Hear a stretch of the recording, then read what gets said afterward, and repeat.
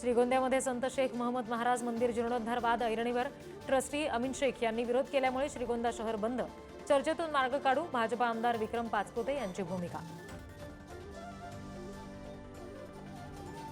नाशिकच्या काठेगल्ली दर्गा अतिक्रमण कारवाईला सुप्रीम कोर्टाची स्थगिती, तर कालच्या दगडफेक प्रकरणामध्ये 1400 ते 1500 जणांवर गुन्हा दाखल, संशयितांमध्ये ठाकरे सेना, काँग्रेस, शरद पवारांच्या राष्ट्रवादीचे कार्यकर्ते। मुंबईमध्ये घाटकोपर परिसरात पुन्हा मराठी अमराठी वाद, एका सोसायटीमध्ये गुजरात्यांकडून मराठी माणसांबद्दल अपशब्द, मनसेनं दिली समज।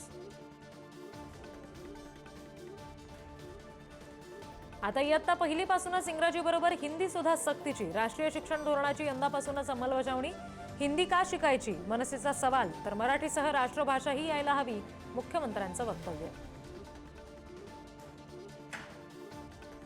मुंबईतील मेट्रो 7 च्या मार्गावर बोगद्याचा ब्रेक थ्रू, मुख्यमंत्री फडणवीसांकडून मेट्रोच्या कामाची पाहणी, दिशा टनल बोअरिंग मशीनद्वारे खोदकाम।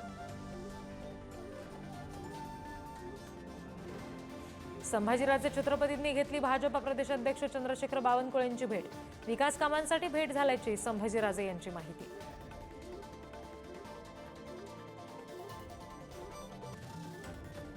नाशिक जिल्हा बँक 182 कोटी वसुली प्रकरणामध्ये 3 संचालकांना अभय, अद्वय हिरे, परवेज कोकणी आणि अनिल आहेर यांना नोटीस नाही, कृषी मंत्री माणिकराव कोकाटेंसह अनेक आमदार खासदार जबाबदार।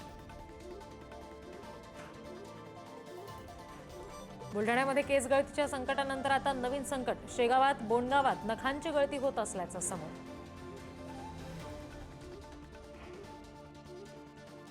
पुण्यातील चितळेबंधू मिठाईवाल्यांच्या नावानं ग्राहकांची फसवणूक, बनावट बाकरवडीची बाजारात विक्री, पोलिसात गुन्हा दाखल।